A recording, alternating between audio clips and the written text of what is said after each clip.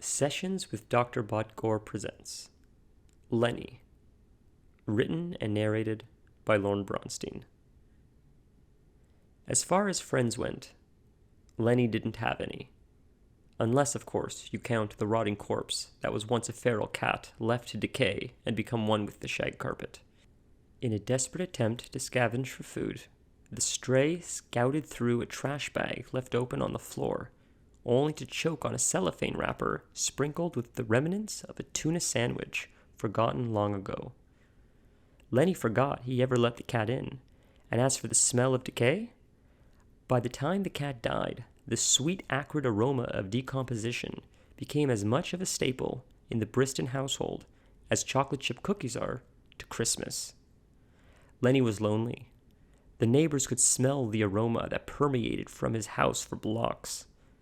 Every few months, a small committee of mostly retirees and concerned single moms would get together to talk about, as they called, the problem house.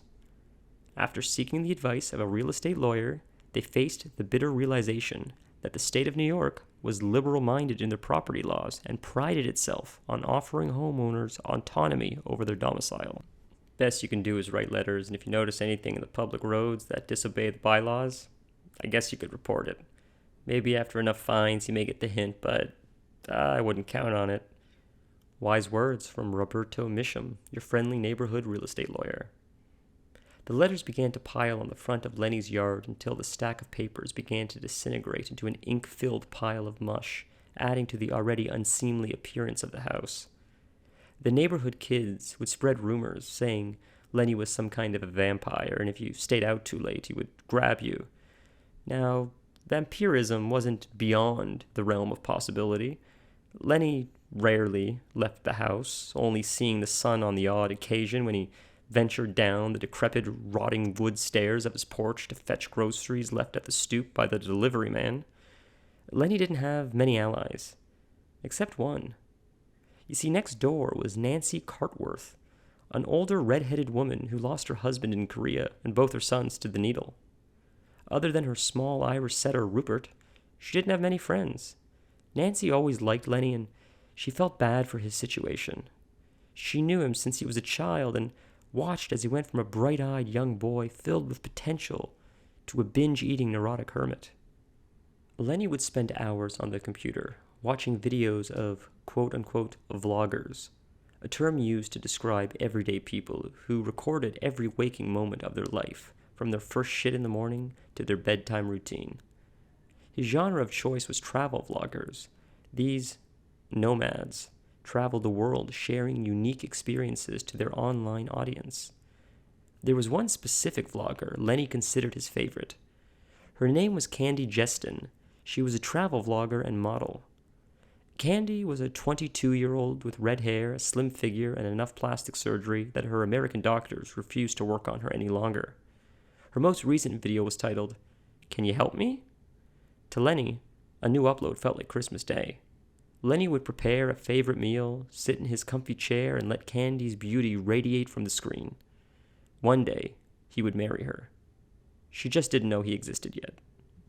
With the new video loaded and waiting, Lenny stepped over the dried-out chicken bones, past the patches of green fuzz now fused with the carpet, and made his way to the kitchen to grab a half-eaten pizza from the night before.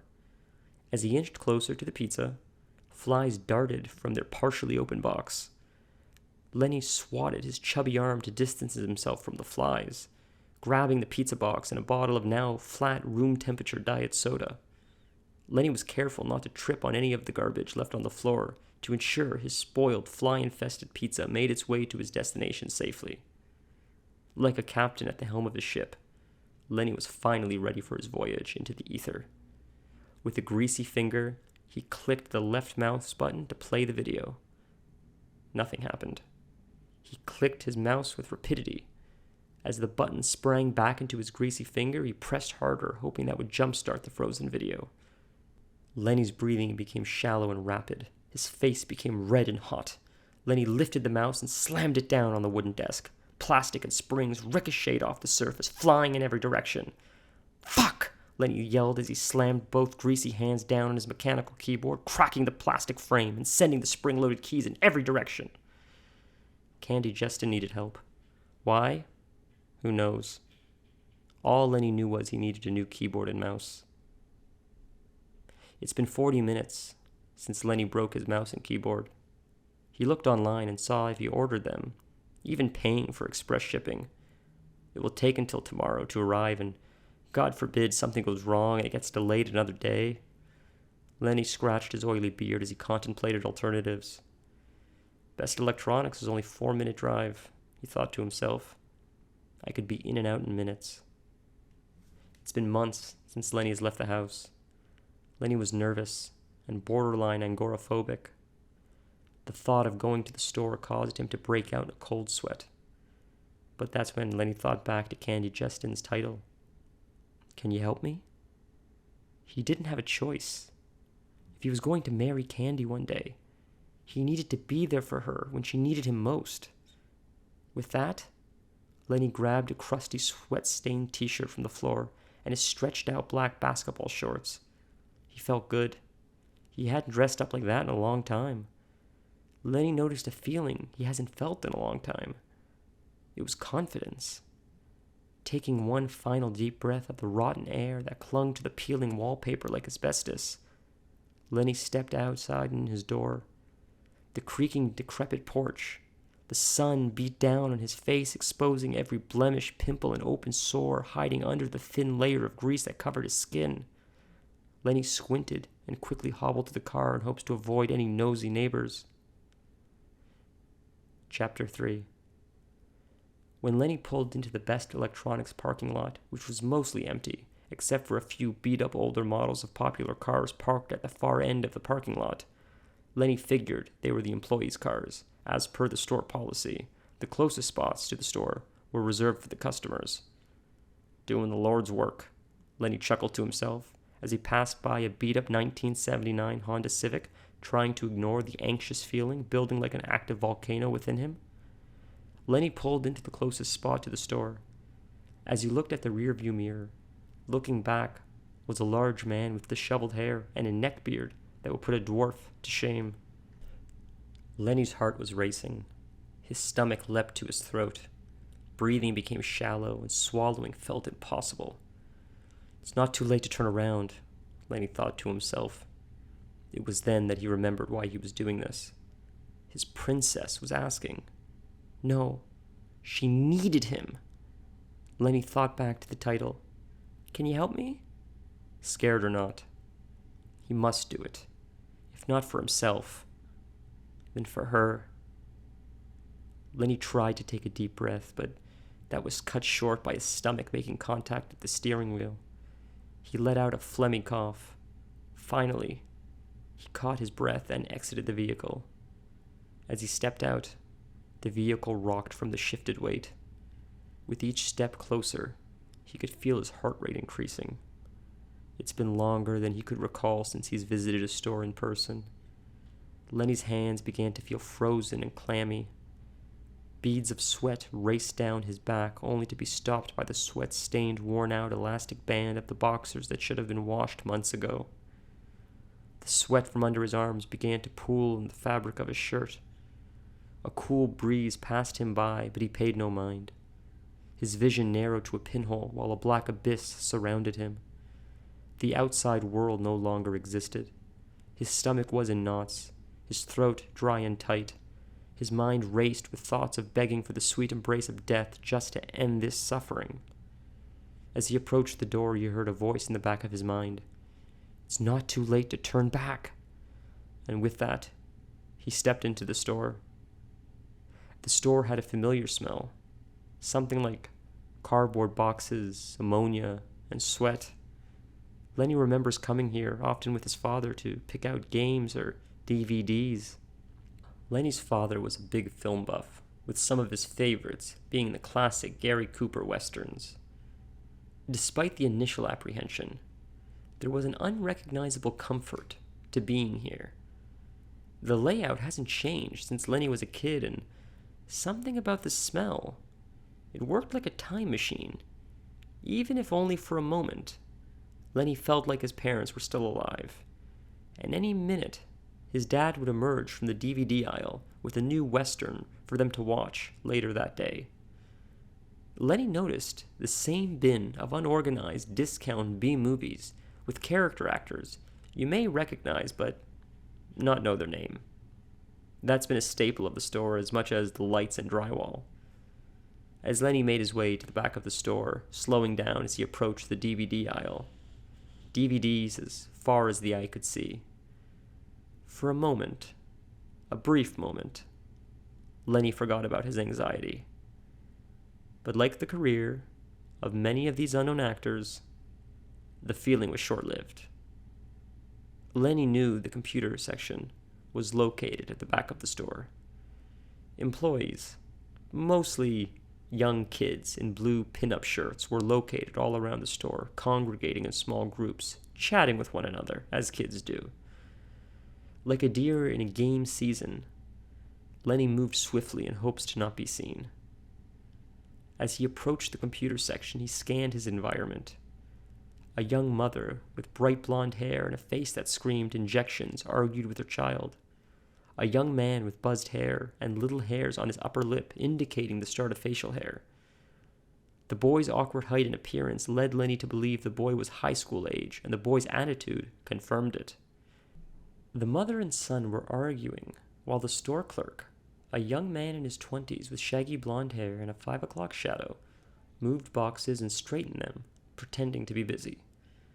"Mom, I know what I need. Can't I just ask, what's the harm?" The shaggy-haired employee had a glazed-over look in his eyes, as if he's heard this exact conversation one too many times. "Let me just ask." "Mom!" the young boy shouted in defiance as he stormed away in a huff.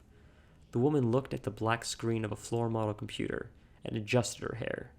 She walked up to the employee working the shelf and asked, "Excuse me, my son needs a computer for school.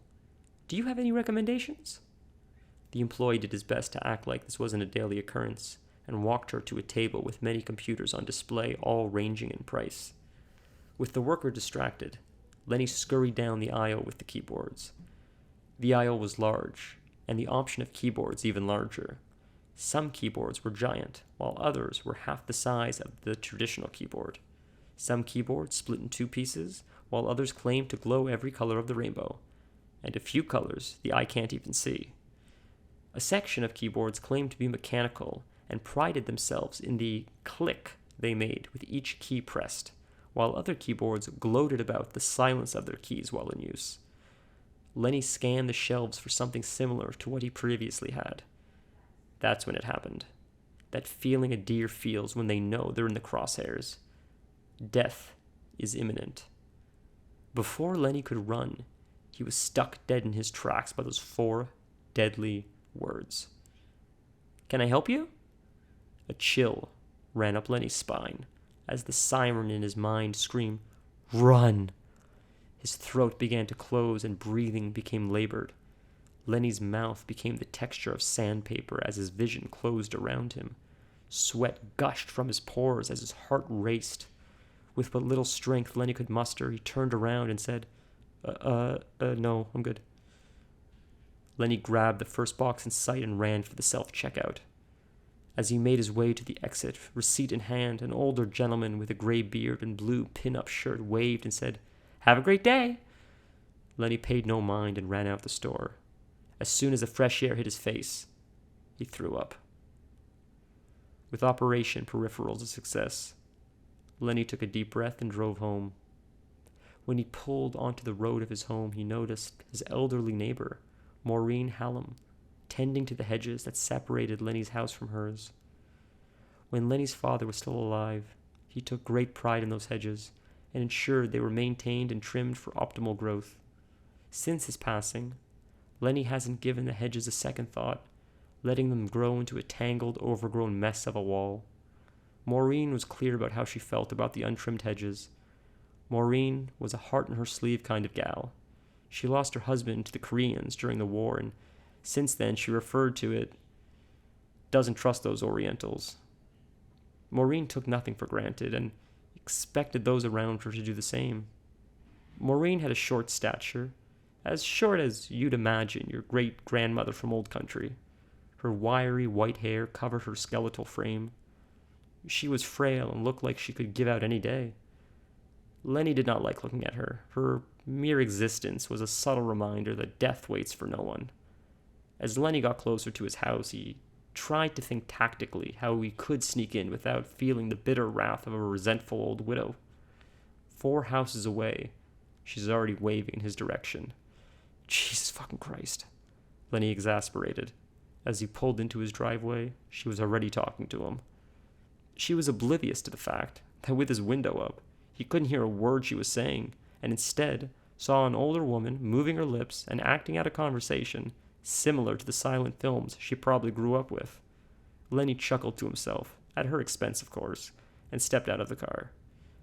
The car rocked back and forth, letting out a loud creak as the weight shifted. With trimmers in hand and a big yellow sun hat to cover up that skeletal face, she said, "Hi, Lenny. How are you doing today, sweetie?" "You're fucking disgusting," Lenny thought to himself. "I'm fine," he said.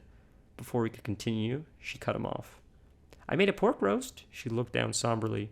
It was Harold's favorite. Her tone receded back to chipper. "Anyways, I can barely make a dent in the darn thing. I would love for you to come over and help me eat it."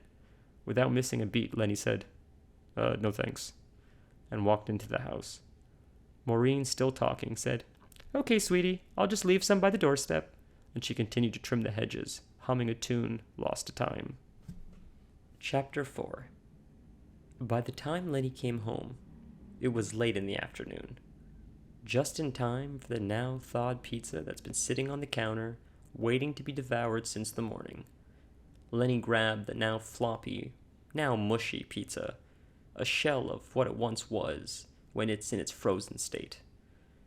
The sour smell of rancid cheese lingered in the air as he carried the E. coli on crust to his desk.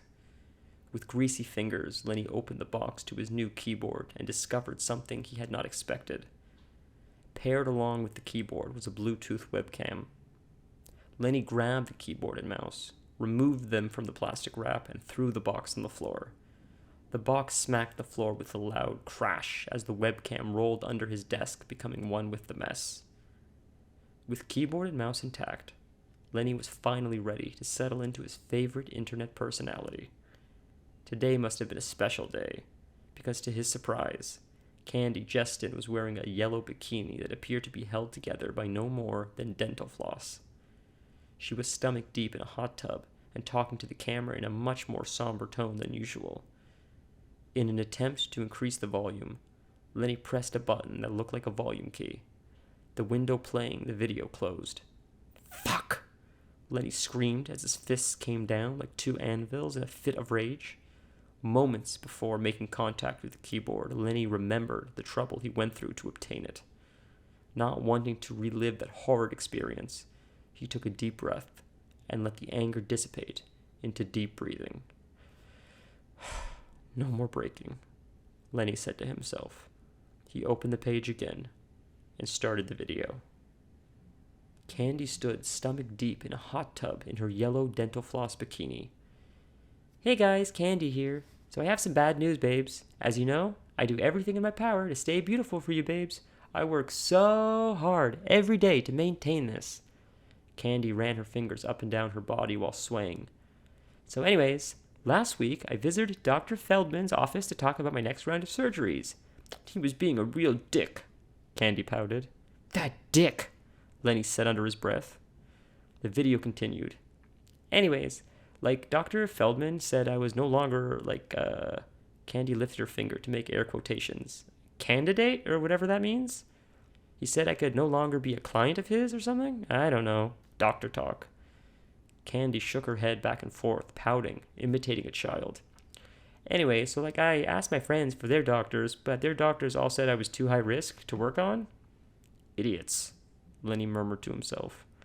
"Anyways, my friend Tilda Tits, you may know her from my whipped cream challenge video." Lenny nodded at the screen. "She recommended this doctor down in this place called Mexico. It's like another country or something. Now, this is where I need your help, though." Candy's voice went from somber to sensual. "I've created an account on Model Vista. And for $40 a month, you can see exclusive videos too private to show here. Candy winked at the camera. With enough donations, I can fly to this Mexico and get the surgery I desperately need. That was all Lenny needed to hear.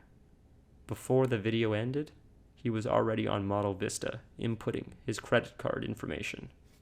Chapter 5. Within minutes of Lenny inputting his credit card information, he received an email with the subject, "Hey, sweetie." Upon clicking, he was greeted with a treasure trove of the raunchiest pornography he's ever seen, all starring his girlfriend, who didn't know she was his girlfriend, Candy Jestin. "The forbidden fruit," Lenny whispered under his breath, hoping no one would hear his discovery. He slid his pants and sweat-stained underwear around his swollen ankles. Overwhelmed by the selection, he scrolled through the videos until he saw a video titled "Fingered in Candyland." Without hesitation, Lenny clicked the video. His face lit up with the same glee as a child's face on Christmas morning. "I love you," Lenny whispered in a sensual tone, almost hoping she would whisper back. Candy sat in a room dressed up like a fantasy world made of candy. Hot pink walls and giant candy canes filled the background as she lay spread eagle on a round bed covered in a plush blanket the color scheme of peppermint candy. In her left hand was a vibrator, but not any vibrator, for she held the Pleasure Master 3000.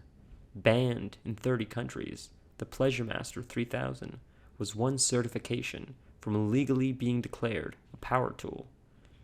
Candy, with a sensual look in her eyes, gazed at the camera and asked, "Are you ready to fuck me?" Lenny grabbed his semi-flaccid penis, looked at the screen, and in a confident tone said, "Yeah."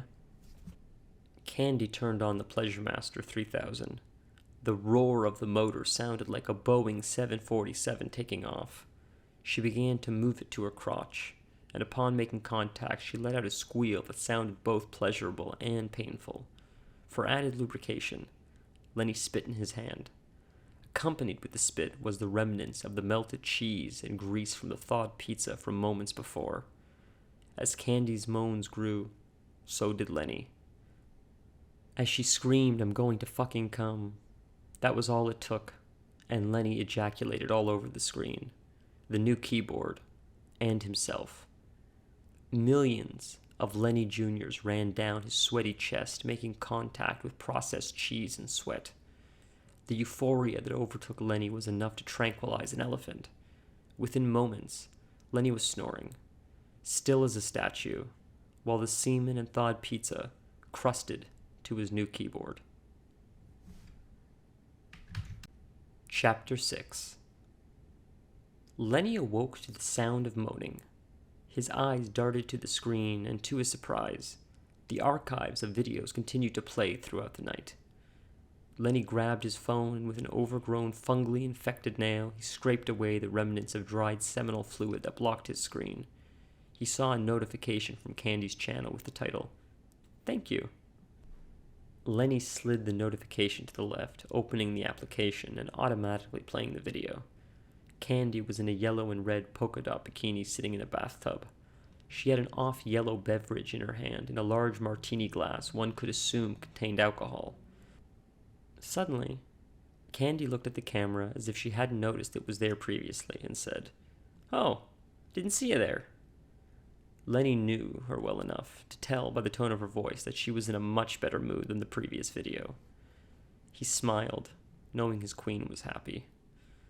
Still half naked from the night before, body covered in solidified grease and semen, with sweat-stained underwear wrapped around his ankles, Lenny giggled to himself like a young boy who received his first kiss. He pressed the increase volume button on his new keyboard.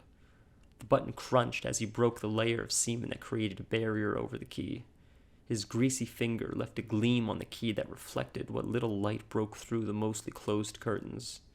He continued to watch the video. Candy had excitement in her voice and could hardly contain herself from bursting out in giggles between sentences. "Guys, I have amazing news." Candy danced in the water, spilling her drink in the hot tub. "Oops," she said with a flirty tone. reining in the act as she tried to reflect a more serious tone, still fighting off the giggles. "Thanks to your donations, I raised enough money for my trip." Candy jumped, causing the water to shoot out of the hot tub and her drink to fill its place. Lenny clapped his hands in excitement. Lenny was never an athlete, but he imagined this is how sports teams felt when they worked together to win the championship. The difference being, instead of a bunch of long-haired jocks winning the Stanley Cup and going to Disney World, a group of horny men sent a barely legal girl to Mexico for experimental surgery. To Lenny, it was one and the same. During a celebration, Lenny forgot Candy was still talking. "Forgive me, my love," he said to the screen and rewound the video. "Is enough money for my trip?" Candy smiled at the camera, and Lenny's heart melted. That was the woman he was going to marry, even if she didn't know it yet. Candy continued. "As you know, the recovery time will be a minimum of 6 months, and in that time, there will be an absence of videos." Lenny's ears rang with tinnitus. Candy's mouth still moved, but he couldn't make out a word. Lenny's vision became tunneled as his heart began to race, thumping out of his chest. The pulsing of his veins throbbed in his neck like a metronome. Boom-boom, boom-boom, boom-boom. Lenny clenched his fist and in a fit of rage slammed his hand onto his keyboard. The plastic frame cracked in half and his keys flew in the air, performing aerobatics before crashing to the floor. "A few months?" Lenny screamed in a fit of rage. "What the fuck?" It finally occurred to Lenny that without Candy, life wasn't so sweet. Candy filled the void of reality, and without her, he faced a well of darkness he knew no amount of masturbation could dig him out of. How Lenny would fill the void in her absence was unknown, but in this time of uncertainty, Lenny knew one thing. He needed a new keyboard. With the absence of Candy Jestin, Lenny felt empty and alone. Time crept. The hours decayed the day second by miserable second until it reached a completed halt. Lenny was no longer distracted from the reality of his life. Lenny sat and watched the decaying corpse that was once a cat, now infested with maggots, hypnotized as the little larvae picked the bones to a clean ivory white. Lenny's floor was hidden under a myriad of processed food boxes left to break down to mere remnants of what they once were, and if Lenny was lucky, so will his mind. A knock at the door awoke Lenny from his sugar-induced coma. He stepped through the sea of trash while things crunched and popped under his swollen feet. Centipedes scurried with each of his steps as flies darted through the air. Crunch! A cry of what sounded like a large rodent filled the room. The cries were muffled by a gurgling sound of what one can only imagine was little rat lungs filling with blood. The animal cried out in pain, but its cries were blocked by the layers of discarded boxes and soda cans it used as a shelter. After a few moments, the crying stopped. Lenny finally arrived at the large oak door that separated his den from the outside. Boxes sent from online purchases blocked the entrance to the point where the door would no longer open. In a fit of rage, he stomped on the boxes, smashing them to irregular shapes, only held together by the branded packing tape that read, "Thanks for your purchase." Overtaken by rage, Lenny swung the door open. His breathing was heavy, and his face red. Lenny was ready to unleash years of anger on whoever was stupid enough to awake the sleeping giant.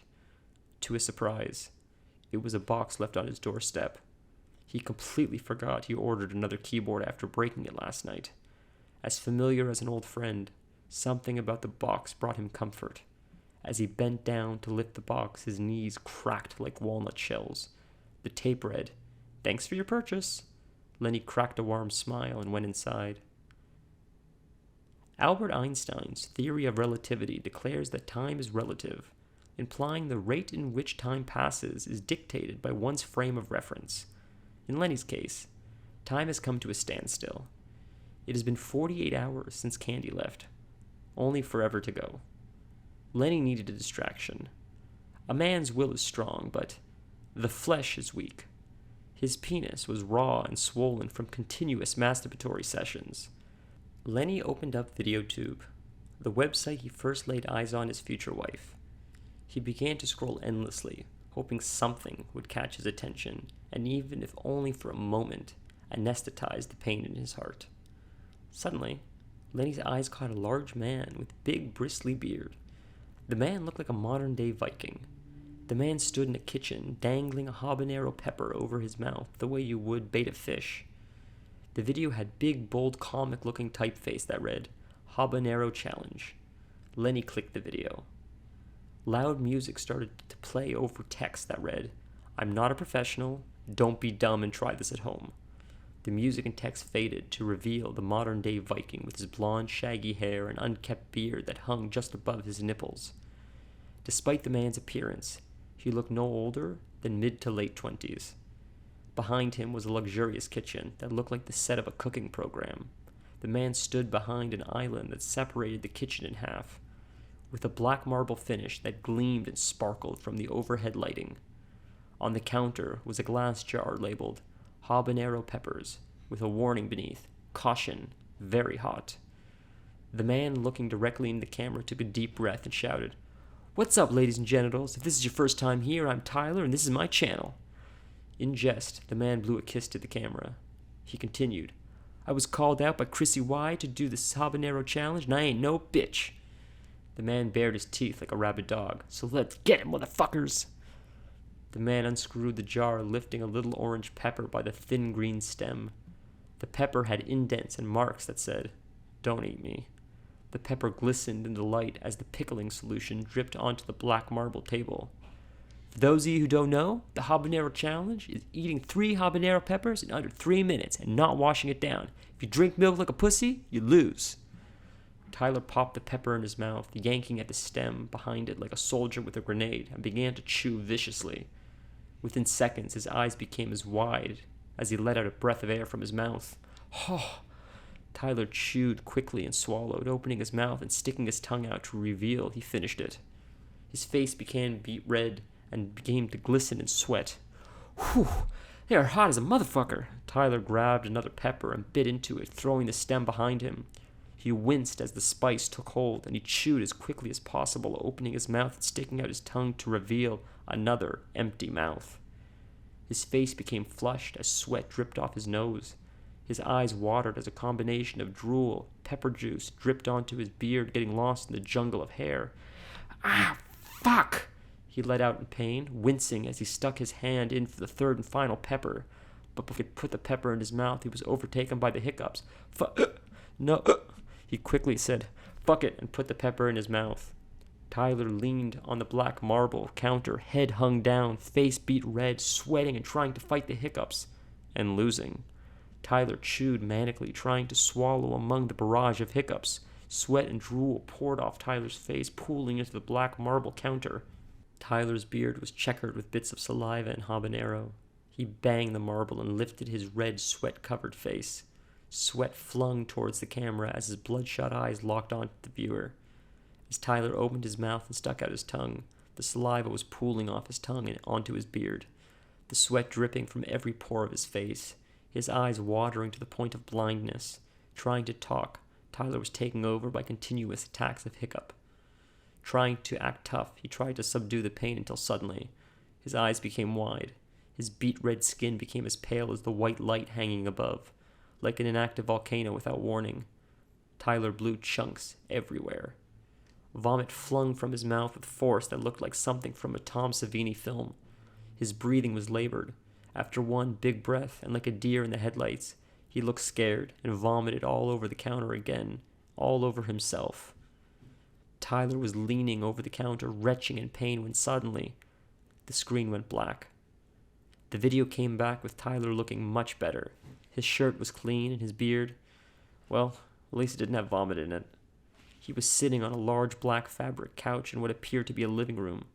The lighting was perfect, and behind him was a massive flat-screen television hung above a beautiful stone fireplace. "Hey guys, so it was a bust?" Tyler looked down in disappointment. "Those peppers are really fucking hot." He shrugged in despite, trying to act casual. Lenny could see the pain in his eyes. "Thanks for..." Tyler was interrupted by a hiccup. "Watching? Jesus Christ." A series of hiccups began again. Between hiccups, Tyler was able to get out, "For the Habanero Challenge, I nominate Thomas Run and Disaster Master." Good luck, boys. Tyler reached for the camera covering the lens. The screen went black with a title card that read, "Thanks for watching. Don't forget to comment and subscribe. And if you want to participate, don't forget to tag the video. #Habanero Challenge." Lenny scrolled down to the comments section to see what people said. Fartbucket42 wrote, "Wow, Tyler, you crushed it." Screaming Beagle wrote, "Pussy, I could eat 10 of them." Paul D7149 wrote, "Wow." Purple Panda wrote, "Don't be upset that you couldn't do it. It's not physically possible to eat more than one habanero at a time." Lenny's blood began to boil. "Physically impossible?" he said under his breath with resentment. Lenny did not believe in a higher power. At least he didn't until that very moment, for Lenny was overtaken by something far greater than himself. Lenny became possessed by the spirit of truth. Lenny clicked on Purple Panda 9813's account and clicked reply. His fingers pounded away at the keyboard. The plastic keycap stuck to the base of the keyboard only to recoil back when they felt the wrath of Lenny once again. Lenny wrote furiously, hoping his vitriol would be baked into each letter, creating a toxic feast of a sentence. Impossible? The dictionary defines impossible as not able to occur, exist, or be done. To call something unpleasant impossible not only shows your cowardice, but your ignorance of the English language. Instead of wasting everyone's time with your belligerence, why don't you do something fucking proactive like kill yourself? Lenny pressed the big blue button that read post and sat back in his chair as he drowned in dopamine. The rush was better than sex, or so he imagined. Before long, Lenny saw a little red bell icon appear on the page. He clicked it and saw Purple Panda 9813 responded with a simple, "All right, big shot, let's see you do it." Within 15 minutes, Lenny had order confirmation that the world's hottest chili pepper is expected to be delivered by 9 a.m. the following day. Lenny sat back, crushing pizza boxes and remnants of food under the wheels of his office chair when he noticed on the right side of the video was hundreds of people with colorful thumbnails, all titled #Habanero Challenge. "I found my people," Lenny said as he chuckled, shoving a handful of chili chips into his mouth. This has been part 1 of Lenny. I hope you guys have enjoyed. Part 2 will be coming very shortly after. As you can tell, this is a very long story. So I hope you guys enjoyed. I hope the voice acting was okay, and I can't wait for you guys to hear the conclusion of this wild tale. Thanks for listening. Don't forget to like, subscribe, share with your friends. It means the world. If you can share this with people, anyone that you think likes horror or this kind of stuff, it would mean the world. It's a labor of love, and we grow through sharing, through people just sharing with their friends. Really, that's all this is. If you can like it and subscribe it, if you could share it, that's all I ask. I'm not asking for anything else. So if you're willing to do that, I sincerely appreciate it. And part 2 coming soon. Thanks for listening.